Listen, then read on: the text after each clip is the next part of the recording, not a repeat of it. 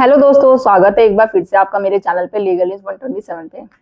जी हाँ दोस्तों, जैसे आपने मेरा तो थंबनेल देखा कि पत्नी मायके से केस नहीं कर सकती।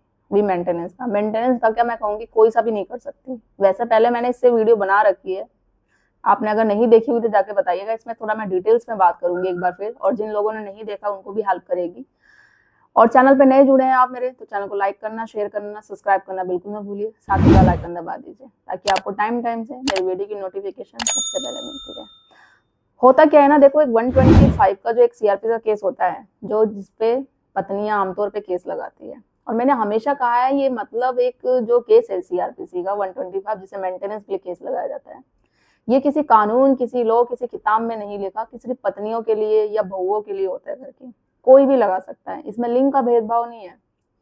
इसमें वो लाचार इंसान, बूढ़ा इंसान या जो पीड़ित है, वो कोई भी लगा सकता है। अब वो पुरुष हो या महिला, सबके लिए ही है।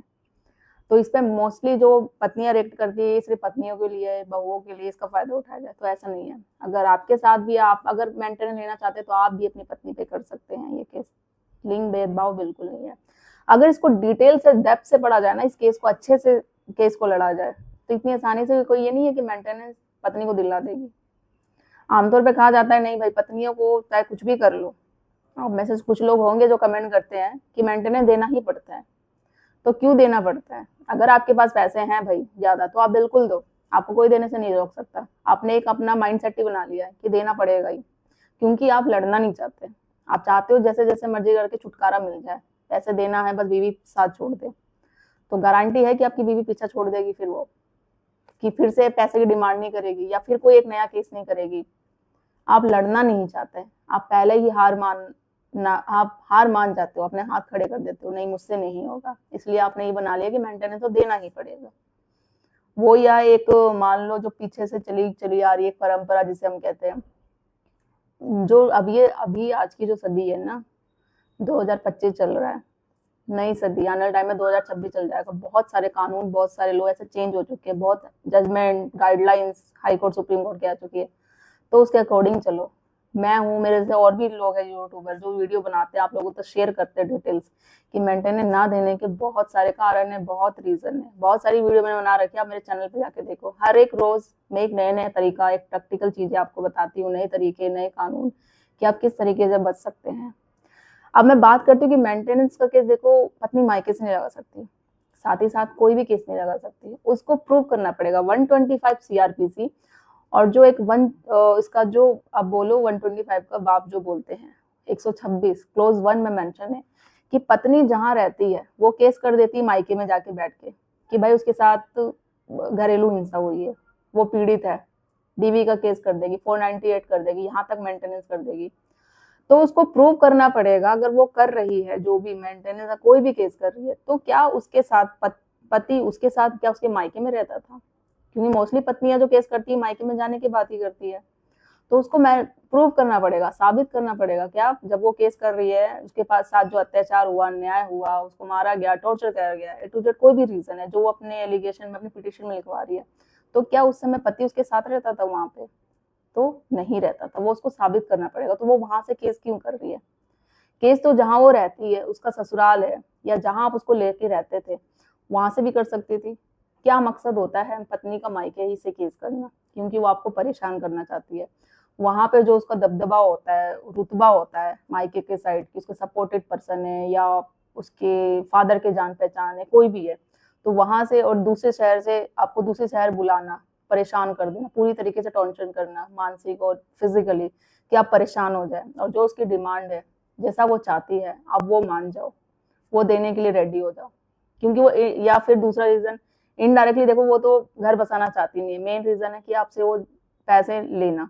उसके फैमिली वाले भी है कि भाई जितना शादी में पैसा खर्च हुआ है वही ले ले। क्योंकि अगर अच्छे फैमिली वाले होंगे, बेटी का घर बसाना चाहेंगे ना, अगर जिस दिन वो जाती है तो उस दिन यही बोलेंगे, कोई बात नहीं, लड़ाई झगड़ा होता है बेटा, वो तेरा ही घर है, मैनेज करना सीख।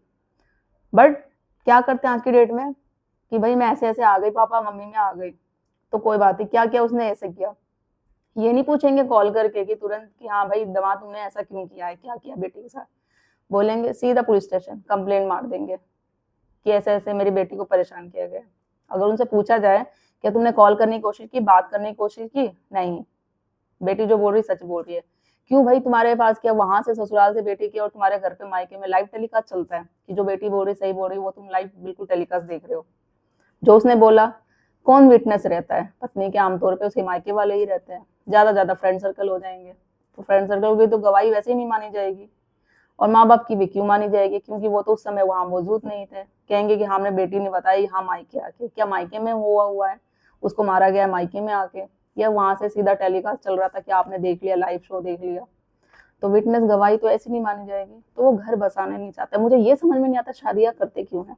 देखो, मैं किसी के फेवर में नहीं हूँ, और गलत मैं सबको नहीं बोलती। गलत मैं महिला को नहीं बोल रही हूँ, गलत पुरुषों को नहीं, या गलत वकीलों को नहीं, किसी को, सिस्टम को नहीं। गलत महिलाओं को जो झूठे केसेस करती है। अगर आप पुरुष गलत कर रहे हैं महिला के साथ, तो आप भी गलत है। अगर कोई एडवाइस या केस सही से नहीं लड़ रहा है, कोई वकील है वो जानबूझ के लंबा केस खेलते जा रहे हो, गलत वो भी है। गलत को गलत बोलना सही नहीं, वो कोई गलत बात नहीं है। बोलना है, बोलेंगे आप जब भी आगे बढ़वाओगे। तो वही सेम आपके साथ होती है सिचुएशन।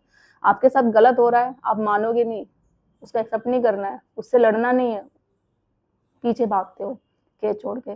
कैसे माना जाए महिलाओं के? फिर अगर हम बोलेंगे तो कोई सुनेगा नहीं, कानून नहीं सुनता, पुलिस नहीं सुनता, कोई भी नहीं सुनता। तो ये आपने एक जो सोच है ना, ये अवधारणा ही बना ली है। तो इससे बाहर निकलना पड़ेगा। जब आप निकलोगे ना, तभी महिलाओं को हक है। अगर वो केस कर रही है ना, तो वो जहाँ रह रही है, अगर वो डिमांड कर रही है ना कि भाई मुझे खर्चा चाहिए, ये सारी चीजें चाहिए, बोल दो हाँ ठीक है मैं देने को रेडी हूँ। रहने के लिए चाहिए ना जगह, तो वो वहीं से बैठ के क्यों कर रही है? आज मैं रेंट पे दिला देता हूँ, पीजे पे दिला देता हूँ, देने को रेडी हूँ। यहीं आके मेरे जो जहाँ सिटी है जहाँ वो रहती है, वहीं से केस करे ना। वहां से मायके जाके एक सिटी से दूसरी सिटी से करने का क्या मोटिव होता है? मेन परेशान करना। पैसे तो देने से मना नहीं किया हूँ। पैसे का मेंटेनेंस का मतलब क्या होता है? पत्नी को मेंटेन करना, जो पूरी तरीके से लाचार हो, इंडिपेंडेंट हो। तो मैं उसको पहले भी मेंटेन कर रहा था। मेंटेन मतलब उसकी जो खाना पीने का खर्चा है, ख्वाहिश है, वो सब पूरी हो रहा था। ये तो नहीं कि उसे कोई कैश देता था कि जा भाई जी ले अपनी जिंदगी। तो अभी भी करने को रेडी हूँ। मैं तो बोल ही नहीं रहा कि मैं नहीं रखना चाहता। तो वो सारी चीजें, तो बहुत सारे पॉइंट है, बहुत सारे तरीके, किस तरीके से आप अपनी बात को पेश करते हैं। तो जो केस किया जाता है अपने क्षेत्र अधिकार में करना चाहिए। अगर क्षेत्र से बाहर किया जाता है, पत्नी मायके में करती है, तो उसको साबित करना पड़ेगा कि जहाँ से वो कर रही है वहां उसके साथ अत्याचार हुआ है, वहां उसके साथ टॉर्चर हुआ है, और पति वहां जाके उसके साथ वहीं रहता था जब भी हुआ है, जब भी वो केस कर रही है मेंटेनेंस का, डीवी का, ये 498 का। नहीं साबित कर पाएगी, वो नहीं बनेगा। ये क्लियर मेंशन है ये धारा में, आप पढ़ सकते हैं, रीड आउट कर सकते हैं। तो आई होप आपके काम आएगी। और भी कोई चीजें हो, कुछ क्वेरी हो, आप कमेंट में करके जरूर पूछिएगा।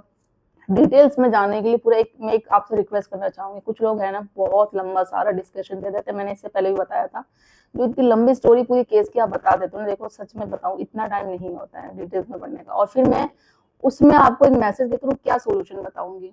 पॉसिबल ये हर एक बात में एक मैसेज में टाइप करके मैं आपको बता दूं? कॉल करो, कॉल करके बात करो, फिर आपको एक प्रॉपर मैं लीगल जो एडवाइस है वो मिल पाएगी मुझसे या मेरी टीम से। तो जब भी आपको प्रॉब्लम है, अगर फेस टू फेस मिलना है, तो मैं दिल्ली से बात कर रही हूँ। दिल्ली में आप अपॉइंटमेंट बुक करके मिल सकते हैं, अदरवाइज कॉल पे आप जो भी अपनी एडवाइस ले सकते हैं। तो ज़्यादा ज़्यादा लोग तो शेयर कर दीजिए, जो आप जैसे ही लोग पीड़ित हैं अपनी झूठी पत्नियों से। और चैनल को सब्सक्राइब करना बिल्कुल ना भूलिए। जल्दी मिलती हूँ मैं कैसे इन्फॉर्मेटिव वीडियो के साथ। तब तक के लिए थैंक यू।